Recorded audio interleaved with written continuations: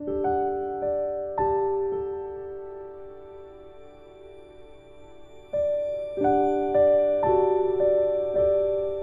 vamos lá, bom sábado para todo mundo. Vamos trabalhar. Título da lição e verso, quem me ajuda?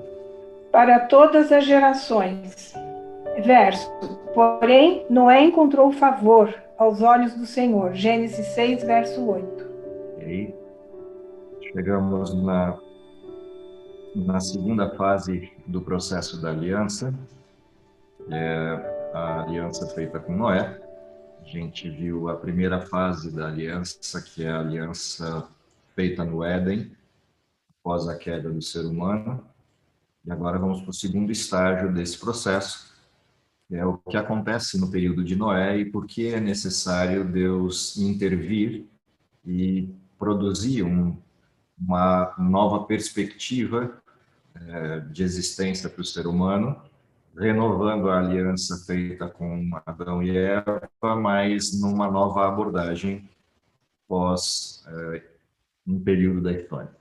Primeira coisa importante para a gente entender esse contexto da aliança de Noé, e a lição faz isso, é uma revisão da história do pecado, um olhar para a história do pecado e verificar como o ser humano se comportou a partir da primeira proposta de Deus feita para Adão e Eva.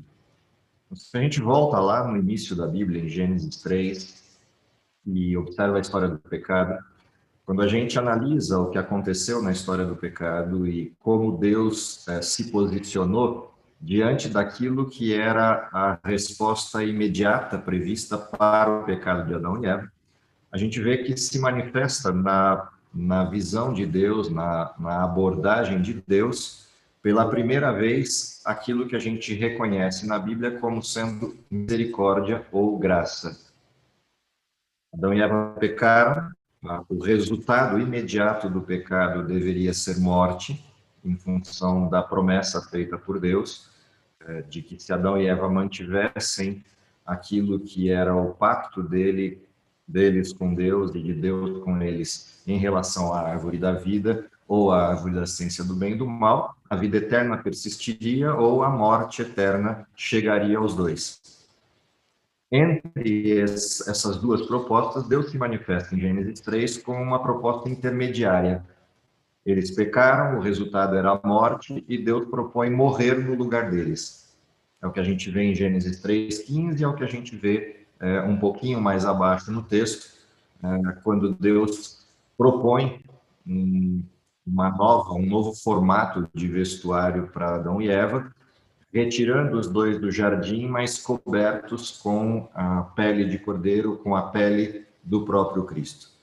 Nesse contexto de saída do Éden e modificação estrutural daquilo que era a proposta plena de Deus de vida eterna, Deus se manifesta em misericórdia substituindo aquilo que era o castigo de Adão e Eva, aquilo que deveria ser a consequência para esse casal. É a primeira vez que na Bíblia a gente encontra o sentido de graça. Graça na Bíblia tem uma perspectiva de alguém substituindo o lugar de alguém. Graça tem a perspectiva de Deus se adiantando a um resultado invariável, que é o resultado do pecado, a morte. E nesse contexto de Deus entrar no lugar de, ocupar o lugar de, se manifesta a graça. Quando a gente olha a história seguinte, Adão e Eva deveriam, a partir de então, manter como perspectiva dessa graça o sacrifício de um cordeiro que apontava na direção daquilo que era o substituto definitivo da consequência do pecado. Cristo pagando preço pelo pecado. Esse processo já se mostra falho, não o sacrifício, mas o processo sob a perspectiva humana, na primeira geração. Caim e Abel ofertam sacrifícios, Caim substitui o sacrifício verdadeiro por um sacrifício falso. E Deus questiona: por que eu não haveria de tratar você com a mesma misericórdia e bênção se você procedesse adequadamente, reconhecendo o sacrifício? Como você não reconhece que necessita que Deus ocupe o seu lugar, a sua oferta não pode ser aceita, em função de que a oferta pelo pecado não pode ser uma oferta de autossuficiência. E a gente já percebe que, na sequência da história, uma página diferente se abre para uma geração inteira de pessoas que se afasta de Deus e não reconhece a necessidade da misericórdia de Deus e passa a viver sob um outro paradigma, sob uma outra referência. A gente continua o processo e vai observando o comportamento humano. Quando a gente chega em Gênesis capítulo 6, fica evidente o distanciamento que o ser humano produziu, a ponto de o texto retratar que o coração do homem, o desígnio humano, ele é mau, e não somente mal, mas mal continuamente. Essa é a expressão que Gênesis 6 traz para retratar o perfil do ser humano nos dias de Noé. Se a gente olha a Bíblia por inteiro e vai observando outros textos que citam o período de Noé, as referências que a gente tem para o dia de Noé atestam aquilo que era o comportamento humano. Em algumas expressões, como comiam e bebiam, casavam-se, davam-se em casamento, no sentido do processo do adultério constante entre o povo na época de Noé. Essa forma do ser humano se comportar com violência, com uma vida dissoluta, com um processo de imoralidade crescente, o paganismo se ampliando, estruturas de divindade sendo criadas, inventadas pelo ser humano, e toda a espécie de torpeza no que diz respeito ao tratamento com a natureza, todas essas coisas tornaram a Terra, criada por Deus, um lugar que já não espelhava a pessoa de Deus e nem os seus planos, a ponto de Deus virar, e na expressão de Moisés, no texto de Gênesis 6, Deus virá para a humanidade e, nesse olhar para a humanidade, dizer: me arrependo de ter feito o homem, me arrependo de ter criado o ser humano. Óbvio que essa é uma expressão de Moisés para ilustrar o sentimento de Deus olhando para tudo aquilo, não exatamente o sentido da palavra arrependimento que a gente tem para nós enquanto sentimento, mas é a forma que Moisés encontra para mostrar o desagravo de Deus, o desagrado de Deus com aquilo que observa. Passo esse fenômeno do pecado, e a grande questão é por que tão rapidamente o ser humano deteriora a esse nível, embora esse tão rapidamente é relativo, né? Nós estamos falando aí de 1650 anos, nos dias iniciais de Noé, 1500 anos, ou seja, num espaço de 15 séculos, quase 16 séculos, a humanidade degenera ao ponto de não sobrar praticamente ninguém seguindo a Deus. E aqui aparece a primeira referência interessante do sentido do chamado de Deus a Noé. Noé é retratado como sendo alguém diferenciado no comportamento da época. O texto retrata 3 aspectos, né, a respeito de Noé. O primeiro deles, ele era um homem justo. O segundo aspecto, ele era um homem íntegro. E o terceiro aspecto, que aparece como referência no texto, ele andava com Deus. Essa expressão de caminhar continuamente com Deus ou depender dele, que gerava como consequência a inteireza, a integridade e a justeza ou a justiça manifesta no comportamento de Noé, faz com que Deus olhe para ele e estenda sobre Noé graça. A referência textual é: Noé acha graça diante dos olhos de Deus, enquanto, olhando para o resto da humanidade, Deus se arrepende de ter feito o homem. Por isso eu disse que o arrependimento ele tem um fator relativo quando a gente olha a linguagem usada por Moisés, porque há 2 olhares de Deus. E aqui aparece uma coisa interessante entre as duas escrituras, né? Quando Noé é olhado por Deus, ele acha graça diante dos olhos de Deus. Quando a humanidade é olhada por Deus, Deus se arrepende de ter feito o homem. Portanto, há 2 condições presentes nos dias de Noé. Uma condição prevalente, que é o pecado, e uma condição em extinção, que é a justiça. Se Deus atrasa mais um pouco a ação diante daquele povo, não sobraria nenhum justo na terra. Não sobraria ninguém a quem Deus pudesse dizer: encontrei alguém que me serve, e sobre quem Deus pudesse desempenhar misericórdia e graça. E aqui o escopo da história, né, o cenário montado nessa história, assume uma perspectiva interessante para a gente analisar, uma perspectiva diferente para a gente observar na história. Só respondendo a Cláudia ali no chat, entre Noé e Adão, a gente tem o período em relação ao dilúvio, né, o dia que começa a chover sobre a Terra, são 1656 anos. Portanto, 1,5 milênio, um pouco mais de tempo, ou algo em torno de 16 séculos entre Adão e Noé. Esse é o período de história em que o pecado avolumou-se na Terra até chegar nesse limite da exaustão e Deus ter que intervir, caso contrário, a justiça desapareceria da Terra. E a primeira pergunta, observando essa cena, a humanidade versus Noé e sua família, é a gente pensar que Deus interviu na história por uma razão. A promessa feita lá atrás para Adão e Eva tem a ver com a manutenção do livre-arbítrio. Quando Adão e Eva pecaram, se tornaram escravos do pecado e não reconheciam mais Deus na sua soberania e tinham medo de Deus. Tanto que se esconderam. O que Deus faz é entrar nesse caminho e colocar de novo a possibilidade de escolha para que Adão e Eva possam decidir se querem continuar no pecado ou voltar para Deus. Mesma escolha disponível para Caim e Abel, disponível para Sete, disponível para todos os descendentes de Noé, de Adão. O problema é que aqueles que foram fazendo escolhas ao longo do tempo foram optando por rejeitar Deus e aceitar o pecado. Quanto mais faziam isso e mais intensamente faziam isso, mais se prendiam à história do pecado ao ponto de chegar ao limite de escravidão do pecado. Por isso o texto descreve, eram maus e maus continuamente. Essa expressão do continuamente é não tem mais volta. Cruzaram uma linha divisória entre a graça e o pecado, para a qual não existe retorno. Significa que não há mais nada que Deus possa fazer, exceto o que fez. Começar de novo. Refazer a história.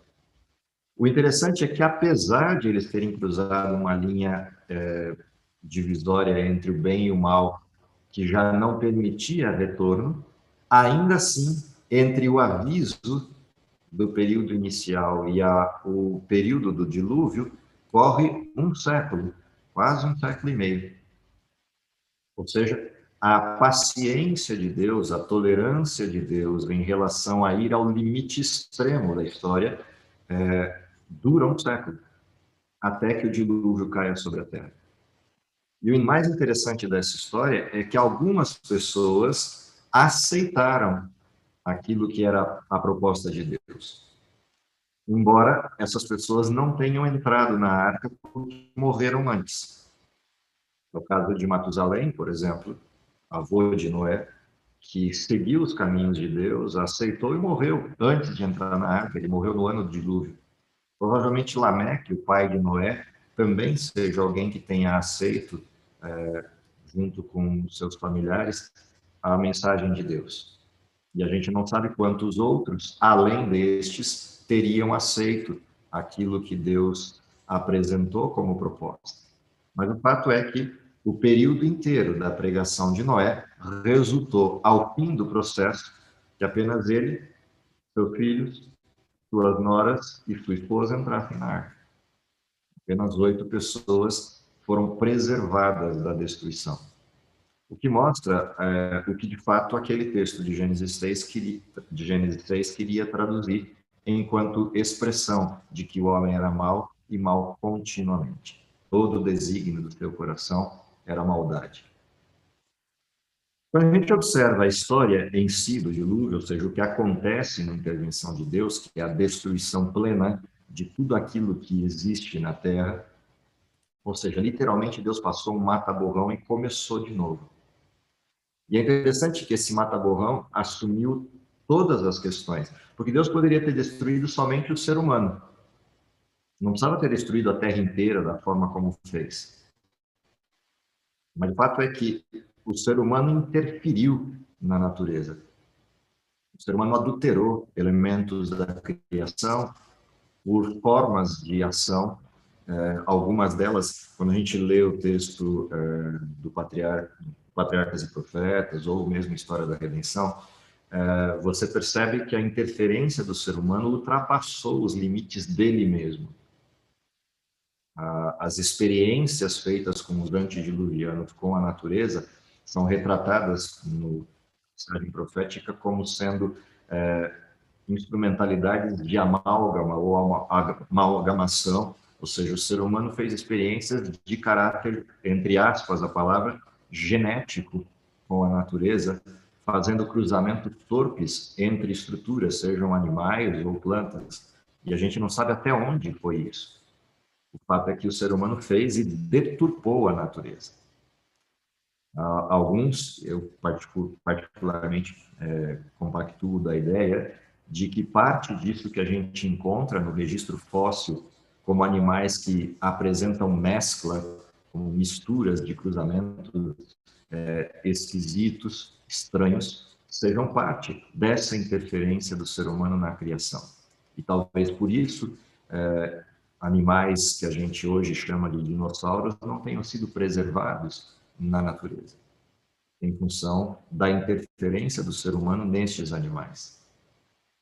A parte daquilo que o ser humano fez enquanto ação sobre a natureza, ou seja, a maldade humana extrapolou o próprio ser humano, a ponto de que Deus refaz tudo.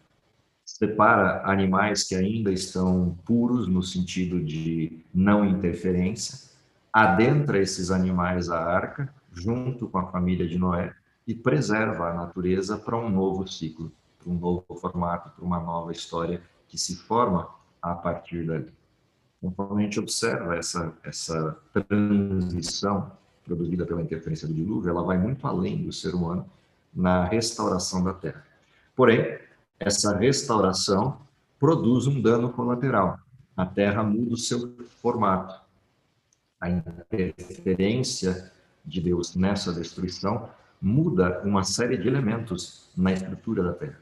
Ou seja, a Terra já não é mais a mesma Terra que saiu das mãos de Deus lá na origem, na criação. A primeira coisa que a gente já percebe de alteração no planeta é a forma como a estrutura terrestre está distribuída. Diferente daquilo que a gente encontra no Gênesis capítulo 1, que a Terra se agrupa e se junta num lugar e ao redor da Terra se formam os mares, na estrutura nova da Terra a gente percebe um particionamento, ou seja, a Terra se fendeu, ela se arrebenta por inteiro, se rasga por inteiro e se espalha, se espraia. E é interessante porque talvez essa questão do espraiamento da Terra tenha diminuído a performance do pecado, porque o ser humano passa a viver distante. Embora, num primeiro momento, se a gente olha Gênesis capítulo 11, o ser humano contraria a ordem de Deus e continua vivendo junto, se agrupando num só lugar, a ponto de Deus ter que descer e, na expressão de Gênesis 11, interferir no processo e separando a humanidade na confusão das línguas na Torre de Babel. E aí a humanidade se espalha para toda a terra que agora está disponível. E a terra espraiada, espalhada em continentes.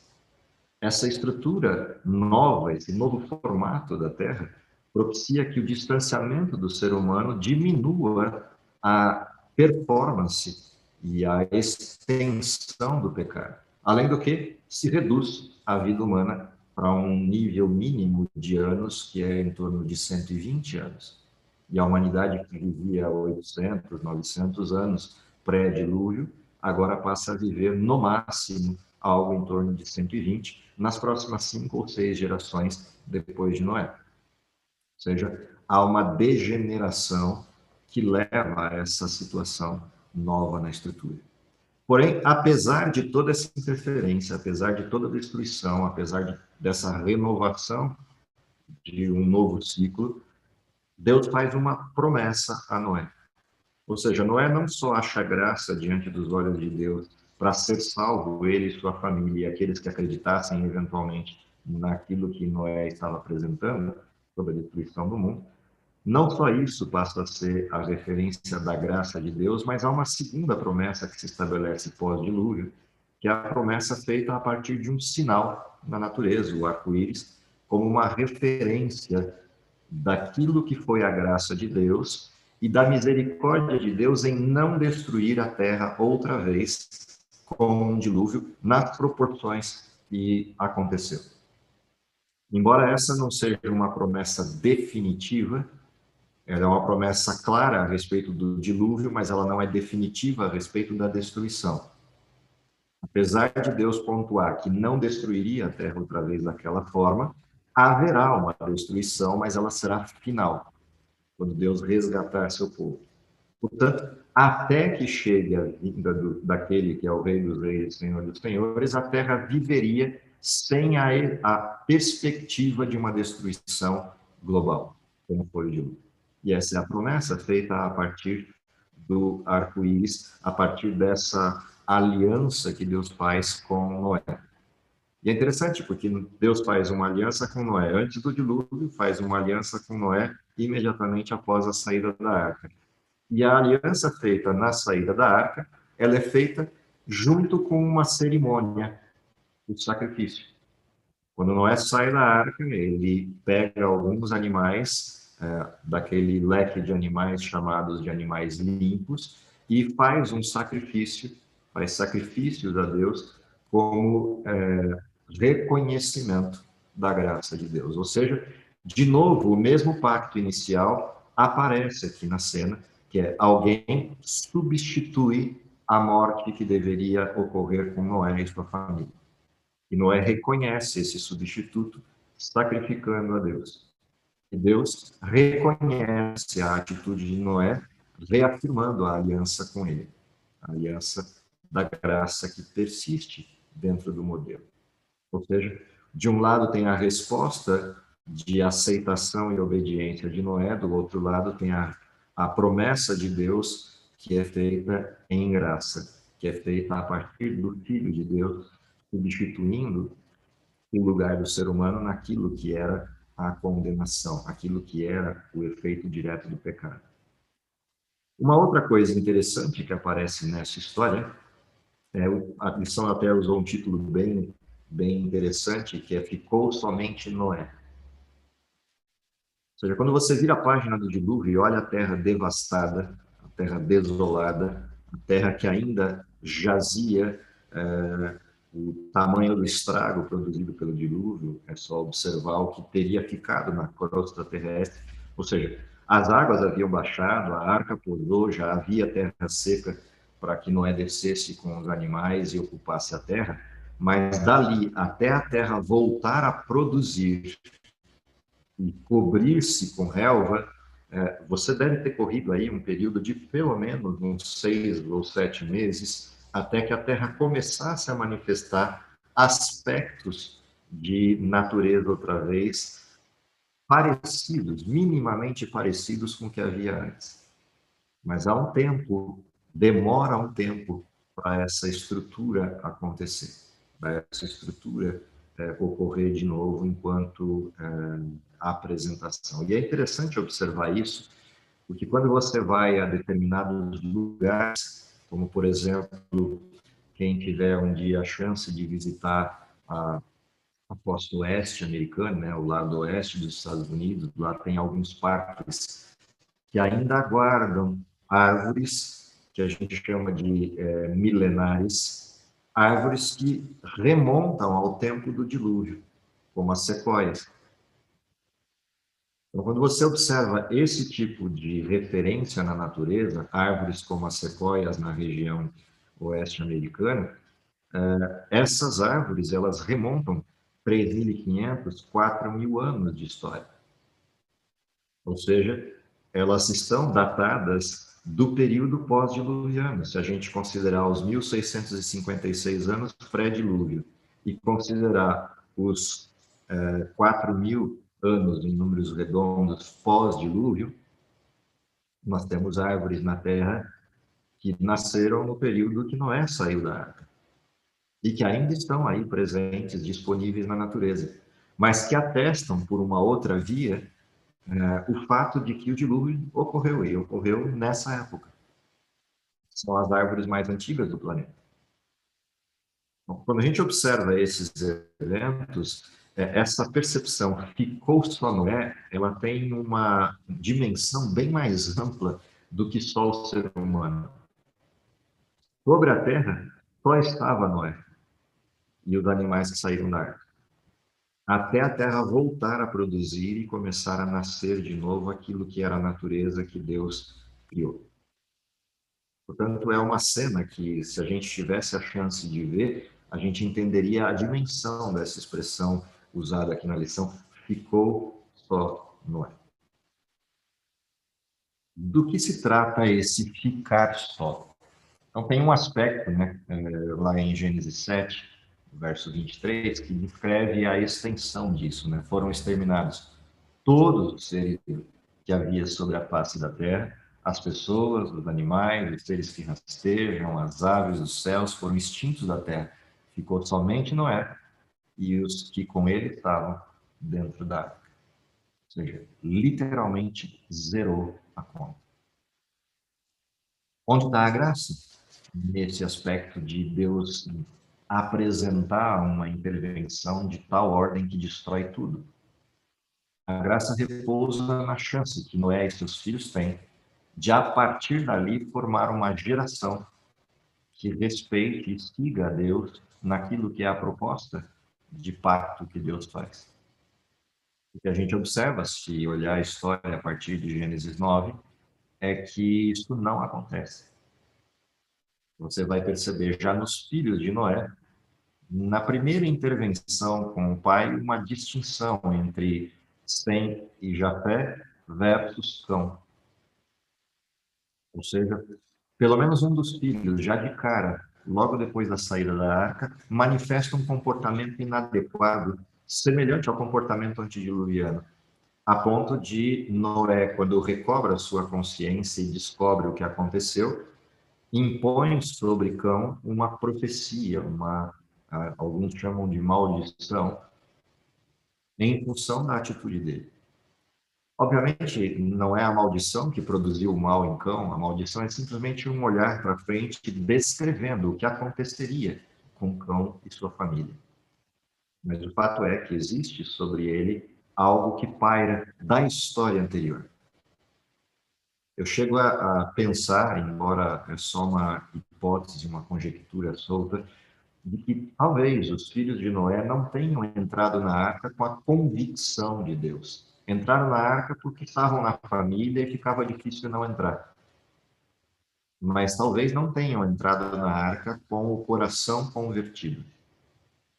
Tanto que, se você observa as gerações que vêm de Jafé e de Cão, elas são gerações que se distanciam de Deus.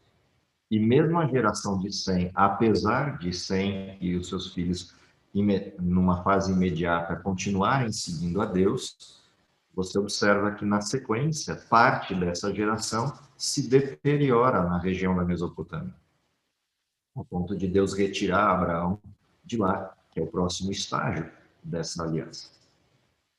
Ou seja, na geração de Noé, aparentemente apenas um dos filhos, Sem, gera uma sequência de sujeitos que continua seguindo a Deus. E que da geração de Cão vai nascer povos como a Síria, vai nascer povos da estrutura da Mesopotâmia que não seguem Deus. Se você olha os Jafetitas, que vão ocupar aí a região da Grécia e outros lugares nas chamadas Ilhas das Nações, ou seja, Europa e Grécia, você percebe que a geração dos Jafetitas também se distanciou de Deus. Da geração canita, você vai ter sujeitos que formam o Egito, onde o paganismo também se ampliou. Ou seja, apenas os semitas mantiveram uma conduta adequada naquilo que era a proposta de Deus. Ou seja, mesmo depois de Noé, o pecado rapidamente assume as suas rédeas e começa a ocupar de novo a terra, porém agora num contexto não tão intenso quanto o período anterior. O que me chama a atenção nessa história da aliança com Noé é que ela prefigura essa situação de ficou somente Noé, prefigura aquilo que é o remanescente de Apocalipse. Tanto que Apocalipse e outros textos remetem nas suas propostas, nas suas apresentações, aos dias de Noé, a condição do período do tempo do fim. Ou seja, o tempo em que vivemos está chegando numa exaustão do mal semelhante àquela vista nos dias de Noé, em que a humanidade caminha na direção de ser má e má continuamente. E é neste tempo que Deus suscita o remanescente, assim como Noé, para última chamada, ou última advertência ao mundo no último tempo da história.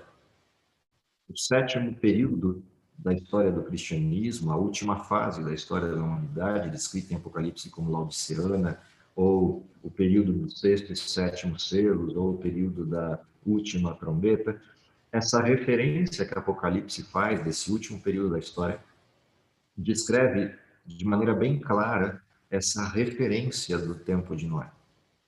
Ou seja, as mesmas necessidades existentes para o período de Noé são aquelas que tem hoje. A mesma necessidade de um pregador como Noé é a necessidade de um pregador no tempo atual. Nessa curva que a gente tem da história, entre Noé e o tempo do fim, há um modelo de prefiguração. Noé é o remanescente. Noé é a figura do remanescente. Como João Batista, no centro dessa história, também figura o remanescente. A gente olha a intervenção no período de João Batista, ela tem a mesma razão da intervenção do dilúvio. Na plenitude dos tempos, Deus entra e age em cena. Ou seja, Noé, de alguma maneira, nos retrata, assim como o período de Noé retrata a história do nosso tempo. E daí cabe uma advertência de uma observação clara daquilo que é a proposta que o mundo de hoje tem. A forma como o mundo exerce o mal hoje, ela é semelhante à forma como o período de Noé exercia o mal, o que significa que os mesmos riscos existentes no período de Noé são os que existem hoje. A humanidade age da mesma forma.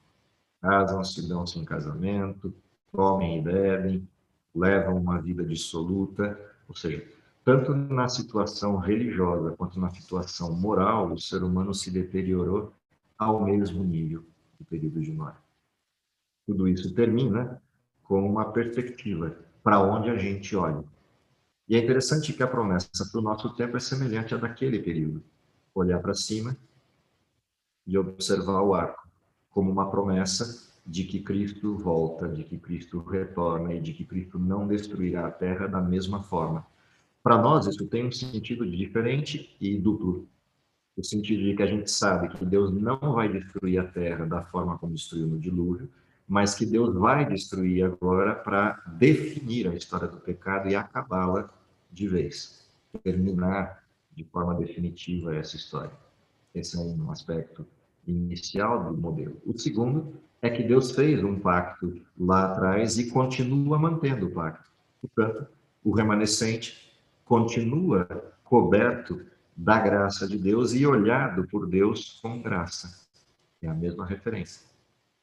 Se Noé achou graça aos olhos de Deus, há alguém no fim da história que também acha graça aos olhos de Deus e a quem Deus chama para fazer a mesma coisa que Noé fez.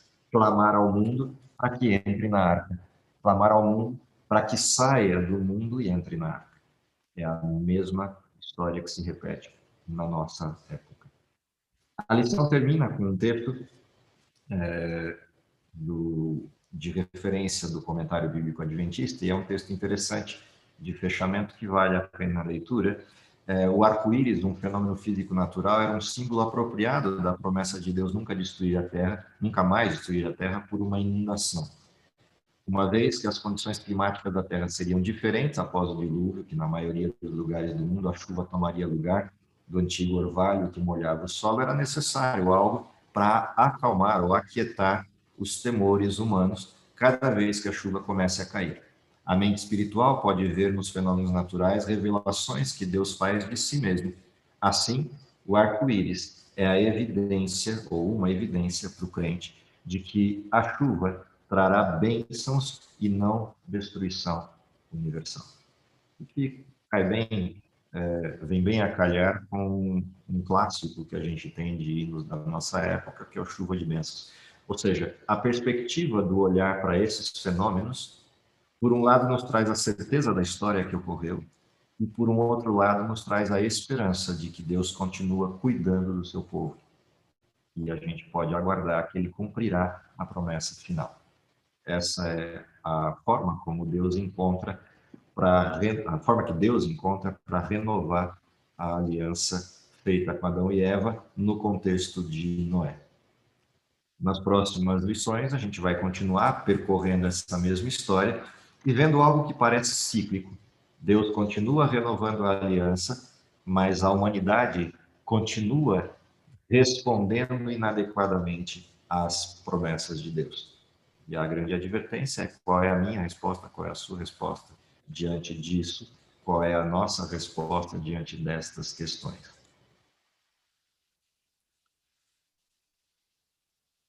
E aqui a gente encerra. Tem duas perguntinhas ali no chat, duas observações ali no chat, em função daquilo que ainda hoje a gente tem como evidências do dilúvio. Uma delas, também no oeste americano, a formação chamada de Grand Canyon, e demonstra de maneira bem clara que a Terra passou por um processo de inundação amplo, e se você observar nas linhas do Grand Canyon, as linhas que cruzam horizontalmente os paredões formados no Grand Canyon, você vê nitidamente as estruturas de decantação da água formando aquelas linhas por um processo de filtragem ou decantação da água conforme foi baixando. São referências ao dilúvio. As erosões disponíveis no planeta de forma global, principalmente nas regiões litorâneas, é bastante fácil de perceber. Aquelas rochas imensas que parece que foram lançadas com uma mão para o alto, caíram e se partiram de forma perfeita no chão.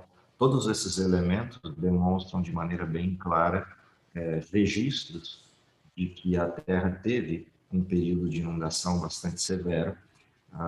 Você pode ainda ampliar isso no registro fóssil, nas salinas no alto de montanhas como os Andes, na nossa região aqui na América do Sul. Você ter lagos salgados ou estruturas de sal no alto da cadeia andina, fósseis de peixes marítimos no alto das montanhas, são referências claras de que a Terra esteve debaixo de uma inundação de grandes proporções e de extensão global. A própria estrutura das fissuras que você vê entre os mares Atlântico, Pacífico, Índico, quando você olha as fissuras dentro da crosta marítima, elas são análogas à cadeia de montanhas que se forma no registro oposto. Por exemplo, aqui na grande fissura do Atlântico, você tem exatamente o mesmo contorno da cadeia andina de montanhas do outro lado, como um fator de repuxe na geologia da Terra. Então, tem vários registros disponíveis para a gente que atestam aquilo que a Bíblia descreve como um grande dilúvio universal nos dias de Noé. E a própria natureza, na sua forma de representação e datação do que a gente observa no mundo natural, aponta para o mesmo lugar. A própria datação da história, né? O registro histórico humano remonta à origem da escrita, e nós estamos falando ali por volta de 2000 e poucos anos antes de Cristo.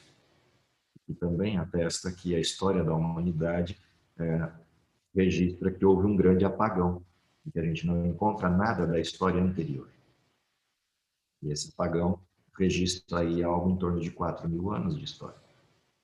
Todos esses elementos mostram que Deus manteve suas impressões digitais na natureza, mesmo na destruição. Cláudia, respondendo a tua pergunta, de onde a gente pode encontrar essa questão da amalgamação, leia os dois relatos da história da criação até o dilúvio, no Patriarcas e Profetas e no livro História da Redenção. Lá você vai encontrar registros dessa natureza. Moisés, eu tenho acompanhado alguma coisa daquele doutor Adalto Lourenço, que é físico, ele é um batista, e ele propõe que na entrada dos animais na arca eram animais pequenos, não eram animais adultos, que para poder caber dentro da arca, apesar de a arca ser grande, mas haveria problemas. E esses animais também entraram em hibernação, por estar escuro, tá? Você já viu essa proposta Já vi dele? essa reportagem.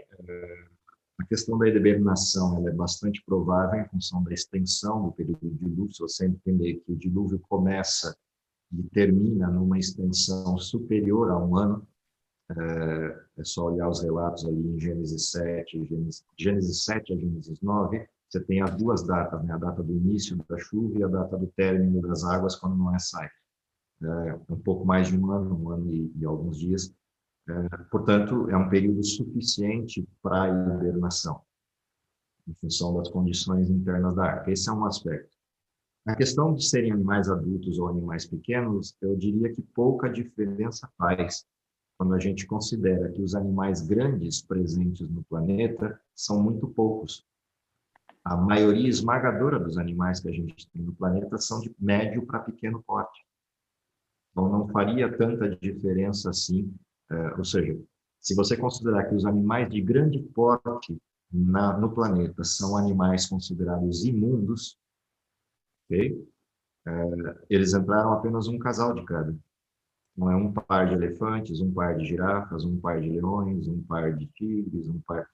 Se você considerar o número de animais de porte grande, eles são poucos e eles entraram apenas um casal de cada. Significa que a ocupação de espaço para esses animais não é tão grande assim. E as proporções da arca até permitiriam caber as estruturas. Outra coisa importante é que o que entrou na arca foram as estruturas tronco, ou seja, os animais na sua estrutura primária, e não as derivações que acontecem por cruzamentos ou por proliferação lateral de pequenas variações de especiação, de tipificação dentro das espécies. Portanto, não é uma quantidade tão grande assim de animais quanto a gente imagina. É que a gente tem a tendência de observar. Você olha cachorros hoje, você vê 500 raças de cachorro. Mas qual delas é tronco? E quais delas são derivações laterais, com pequenas variações? Então, não é tão grande a quantidade assim, que justificaria uma necessidade de você pensar em filhotes e não em animais adultos. O que também não impede de ser filhotes. A gente tem que considerar que essa não é exatamente a questão. Quando Deus estabeleceu as dimensões da arca, ele sabia o que estava fazendo. Pelo menos eu sei uma coisa, que os cachorros não foram da raça do Chula. Ok? Moisés, Diga. outra coisa a respeito disso também é que, da mesma forma que Deus acalmou os animais para entrarem na arca, porque, querendo ou não, eles eram animais selvagens, e eles entraram na arca em uma maneira passiva. Então, a questão que Deus queria trazer eles para a arca era justamente para manter a raça deles dali para frente. Então, existia um poder de Deus em cima deles para eles estarem ali calmamente por todo o período que fosse, né? Se tiver dúvida para isso, é só dar um passeio pela Cova dos Leões no período de Daniel. E aí a gente vai entender o que é essa calmaria. Com certeza. No processo. Ou seja, o evento é sobrenatural. Portanto, não adianta a gente ficar tentando... Com certeza. Naturais para um evento sobrenatural. Sim. Toda Deus... a estrutura da arca está coberta por uma sobrenaturalidade. Eu não preciso de justificativas naturais. Exatamente. A arca é um processo sobrenatural. Sim, Permanecer a arca vagueando por 1 ano e 10 dias no meio da confusão do dilúvio, se a gente considerar o que sobrou depois do dilúvio, dá para ter uma ideia da catástrofe. Quando a gente tenta remontar a descrição do dilúvio a partir da Bíblia e do que a gente vê na crosta terrestre, o evento é grotesco, a ponto de Satanás, como o texto descreve, e os seus anjos sentirem medo da própria existência deles no meio do dilúvio. Então dá para a gente entender o estrago que foi. Você arrebentar as fontes internas da Terra para criar uma fissura do tamanho da fissura do Atlântico, o spray que você tem de água, considerando o peso de massa da Terra sobre os lençóis e a fissura aberta, você tem alguns quilômetros de altura para onde essa água espirrou. E espirrou levando tudo que tinha pela frente. Ou seja, se um vulcão explodindo já é uma imagem grotesca de rochas voando e estruturas voando a 1 quilômetro ou mais de altura, imagina o que é o estrago de você abrir uma fissura do tamanho do Atlântico e vir empurrando rocha e estruturas para cima. A Terra revolveu-se por inteiro. Então, a arca ter persistido intacta durante todo o período dos 40 dias de calamidade, do dilúvio, é sobrenatural. Não dá para explicar isso de forma natural. A arca boiar depois que o dilúvio acalmou, depois dos 40 dias, tudo bem, aí é fácil da gente entender. Mas a arca persistir durante os 40 dias de chuva é simplesmente um evento sobrenatural, não tem nada a ver com a estrutura da arca, até porque é um barco de madeira. Então, não resistiria ao dilúvio nem que a gente quisesse, a não ser que Deus sustentasse. Procurar respostas naturais é perda de tempo. Sim. O nome de todo esse evento que aconteceu é simplesmente baseado na intervenção de Deus na Terra. Uhum. Isso abrange todo o poder dele, fazendo com que o plano dele de preservar o ser humano dali para frente seria efetuado. É exatamente isso. Moisés, você já deve ter lido, claro, ali em Nova Delhi, tem um poste que está enterrado a 1,5 metro na terra, é uma região de monções, de muita chuva, e esse poste de ferro não enferruja, não é atacado por nada. E pelo que eu li, pelo que eu estudei, ele só pode ter sido aprendido para se fazer aquele tipo de ferro, que nem a engenharia moderna consegue produzir uma qualidade de ferro que tem ali nesse poste. Eu acredito que só pode ter sido aprendido com antediluvianos, que os filhos de Noé trouxeram essa tecnologia e foi passado para frente, porque ter uma possibilidade existe, né? Mas são coisas que a gente não tem resposta, a gente só vai ter resposta para essas coisas quando puder olhar os livros do céu. Da Terra não vão apresentar resposta para essas coisas. Então, sim, são elementos que a gente só vai conseguir descobrir quando olhar a história por inteiro. concordo. Mas são elementos que ficam aí com pontos de interrogação na história humana. Eu tive um cliente que, até foi esse cliente, um japonês, quem me fez essa afirmação.